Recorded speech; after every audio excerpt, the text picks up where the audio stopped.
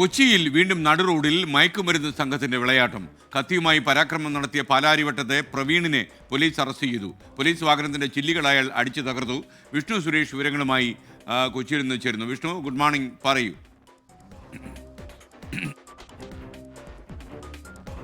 കൊച്ചിയിലെ മയക്കുമരുന്ന് സംഘങ്ങൾ അങ്ങ് അഴിഞ്ഞാടുന്ന കാഴ്ചയാണ് ഏറ്റവും ഒടുവിൽ ഇപ്പോൾ സംസ്കാര ജംഗ്ഷനിൽ സംഭവിച്ചിരിക്കുന്നത്. പാലാരിവട്ടം സ്വദേശി പ്രവീണാണ് നാട്ടുകാരെ കത്തി കാണിച്ച് ഭീഷണിപ്പെടുത്തിയത്. ഇയാളുടെ പെൺസുഹൃത്ത് റസ്ലിയെയും പോലീസ് കസ്റ്റഡിയിലെടുത്തിട്ടുണ്ട്. ഈ പ്രവീണിനെ പിടിക്കുന്ന ഘട്ടത്തിൽ റസ്ലി അങ്ങോട്ടേക്ക് എത്തി പോലീസ് വാഹനത്തിന്റെ ചില്ല് അടിച്ച് തകർക്കുകയായിരുന്നു.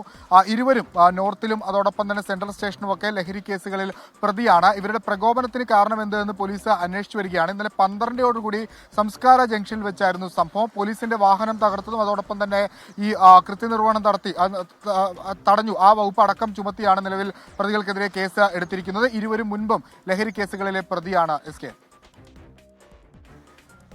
ഇത്തരം സംഘങ്ങളൊക്കെ നടുറോഡിലിറങ്ങി പോലീസിനെ പോലും ആക്രമിക്കാൻ ധൈര്യം കാണിക്കുന്ന ഒരു കാലാവസ്ഥ നിലനിൽക്കുന്നു. ഇതൊക്കെ അധികാരികളുടെ ശ്രദ്ധയിൽപ്പെടുന്നുണ്ടെന്നാണ് എൻ്റെ വിശ്വാസം.